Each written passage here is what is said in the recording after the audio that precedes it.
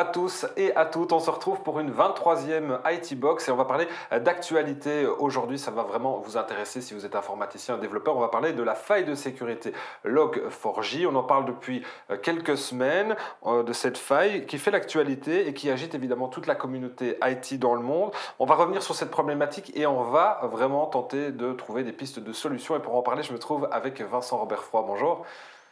Bonjour Mathieu. Alors vous êtes physicien, mais vous êtes aussi architecte technique Java au sein de la société Onerix du groupe Black Sheep Tribes.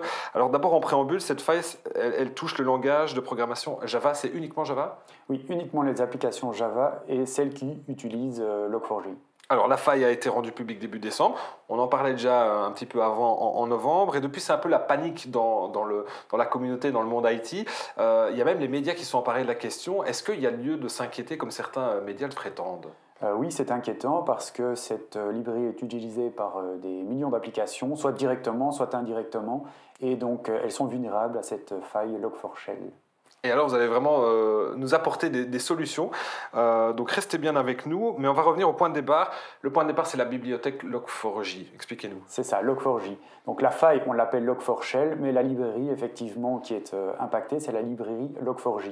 Donc, cette librairie, elle existe depuis longtemps. Et comme je disais, elle a été utilisée vraiment énormément par beaucoup d'applications. Et la faille est apparue suite au développement et l'ajout d'une nouvelle fonctionnalité. C'est apparu en 2013. Et ce n'est que récemment, ici en 2021, que cette faille a été détectée. D'abord dans l'application Minecraft, puis dans d'autres comme iCloud, Twitter, Cloudflare, et d'autres encore, quoi. Donc des applications quand même relativement connues, donc ça veut dire que ça touche maintenant énormément d'applications, de logiciels. Alors c'est 8 ans après, comment ça a pu se produire en fait 8 ans après, ça paraît presque incroyable. Oui. Bon, je ne crois pas que ce soit les développeurs qu'il faut blâmer, parce que les développeurs, il faut le dire, ce sont des bénévoles, parce que Log4j c'est une application open source. Donc, il n'y a pas vraiment de leader ou de société derrière qui supporte. C'est une librairie Apache open source. Et donc, les sociétés l'utilisent gratuitement. Oui. Et je pense que ce serait plutôt les sociétés qui devraient faire un retour s'ils découvrent un bug ou une faille de sécurité vers la communauté. Donc, si je vous comprends bien, en fait, voilà, c'est des développeurs qui ont créé cette bibliothèque, mais il n'y a pas vraiment eu un responsable, et donc il y a un peu un no man's land. Il n'y a pas vraiment de responsable. Alors, on va concrètement parler de cette faille, hein, vous allez nous l'expliquer. Comment est-ce qu'une personne mal intentionnée pourrait en fait l'exploiter ? On va vraiment repartir, hein, vous nous avez préparé des slides, on va vraiment expliquer tout ça. Alors, je vais d'abord parler des différents concepts pour comprendre correctement le problème. Alors, donc, tout d'abord, premier concept, c'est Log4j. Log4j, comme je disais, c'est une librairie qui permet en fait de tracer des informations dans un fichier. Par exemple, un développeur voudrait savoir est-ce qu'il va y avoir un bug à tel moment ou simplement voir l'activité qui s'est passée sur un serveur. Et donc Log4j permet d'écrire dans un fichier l'activité sur le serveur. Donc par exemple, la ligne logger.info input value accolade value va simplement écrire dans un fichier le texte input value et mettre la valeur qui a par exemple été introduite dans un champ. Autre concept, ici alors, un autre concept, c'est JNDI. JNDI, ça signifie Java Naming and Directory Interface. Et en fait, en gros, c'est une API qui permet au Java d'appeler des serveurs distants. Ça peut être un serveur LDAP, DNS, ou ça peut être ce qu'on appelle du Remote Method Invocation, dans le cadre notamment de JEE, des applications telles que des front-end JSF qui appellent des EJB. Alors là, on rentre vraiment dans le volet technique. Encore un autre concept qu'on va découvrir maintenant sur l'écran ici. C'est ça. Donc, je parlais notamment des serveurs LDAP. Le serveur LDAP, qu'est-ce que c'est ? En gros, un serveur LDAP, c'est un annuaire. Et LDAP, c'est le protocole qui permet d'appeler ce serveur LDAP.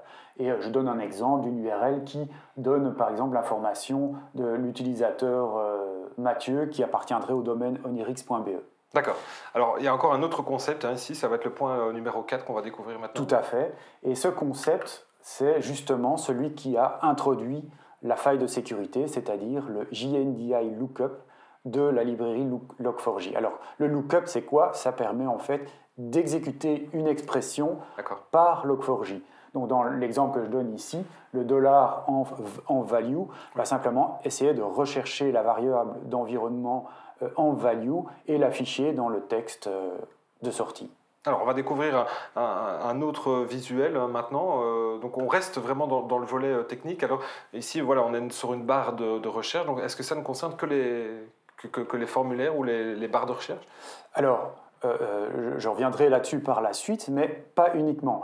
Mais effectivement, les formulaires sont impactés parce que dans un formulaire, si un utilisateur introduit un champ, parfois l'application veut pouvoir afficher le résultat de cette information dans un fichier. Imaginons que l'utilisateur se connecte au site web search.com et écrive le champ bidule dans le champ de recherche, fasse search, eh bien le back-end, le serveur search.com, s'il utilise la librairie Log4j, donc si l'application derrière a été écrite en Java et si elle utilise Log4j, eh bien peut-être que le développeur voudrait afficher dans un fichier l'information, ben voilà, tel utilisateur a écrit tel champ dans le champ de recherche, et ce serait la valeur input value bidule serait écrite dans le fichier.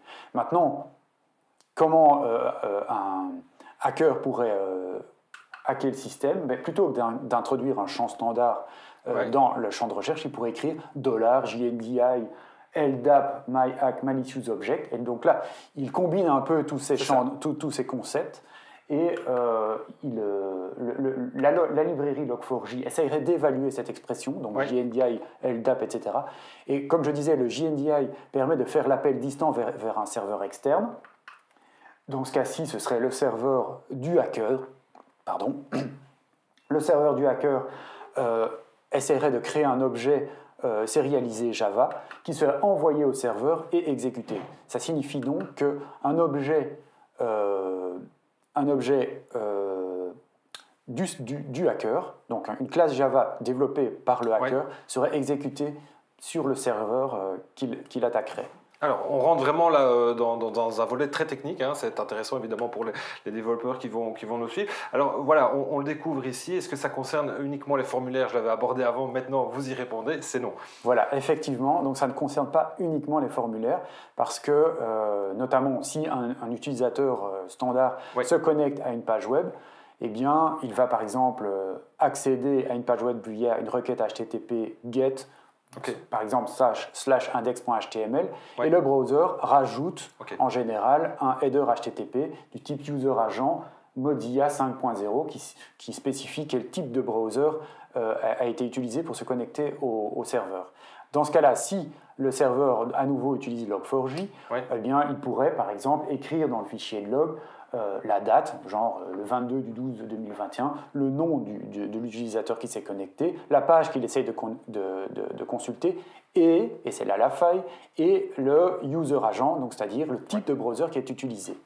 Alors, dans ce cas-ci, pas de souci. Si le hacker maintenant substitue justement ce header HTTP par cette expression particulière, JNDI, LDAP, etc., eh bien, le serveur va essayer d'évaluer via Log4j cette expression et appeler le serveur du hacker, qui lui-même va créer cet objet, qui va être envoyé au serveur.com, qui lui-même va exécuter cet objet, et donc cette classe Java du hacker. Et donc, ça va donner la main complète au serveur, au hacker. Alors, restez bien avec nous, hein, parce qu'on va continuer dans les pistes de solutions. Alors, on va parler des applications et puis des solutions, mais avant, comment est-ce qu'on peut d'abord réduire les risques sur des systèmes existants? Alors, une première façon de faire, c'est de spécifier les variables de la JVM Trust URL Codebase à false.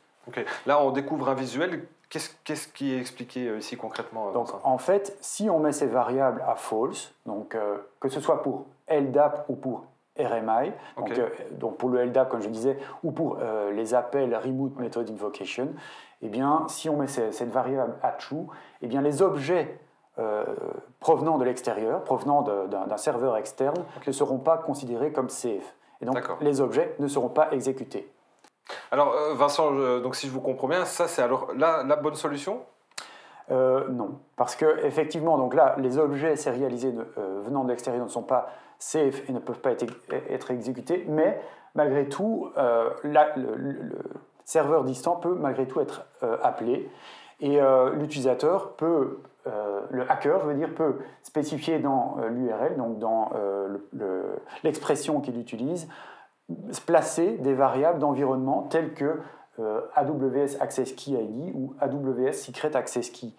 Or, ces variables d'environnement sont justement les paramètres qui permettent de se connecter, donc les credentials qui vont permettre au hacker de se connecter au serveur. Alors, donc, il aura accès à ces informations. Donc, quelle est alors la vraie solution? Alors, une solution, c'est de spécifier la variable d'environnement log4j2.formatMessageNoLookups. Si on spécifie cette variable à true, alors les appels JNDI lookup seront interdits et donc les appels externes vers un serveur LDAP d'un hacker, par exemple, seraient interdites. Okay. Donc ça, c'est une solution. Une autre solution, c'est d'utiliser le formatage %m noLookups. Et donc, dans ce cas-là, les appels lookup, c'est la même chose, les appels lookup seront interdits. Ok, alors on va aborder les solutions que vous préconisez encore, on va aller encore un peu plus loin, mais comment savoir si mes applications sont impactées, oui ou non? Alors, il y a deux façons de faire. Soit on a les sources, ouais. Et si on travaille sur une application Java qui est compilée par exemple avec Maven, on peut utiliser le plugin Dependency et lancer la commande Maven Dependency Tree. Dans ce cas-là, on a l'arbre de dépendance de la librairie et il suffit de rechercher dans cet arbre si la librairie log4j core est utilisée et en particulier si cette librairie utilise la version entre la 2.0 bêta 9 et la 2.14.1. Si c'est le cas, alors l'application est impactée et est vulnérable. Si par contre on n'a pas les sources, c'est l'autre possibilité.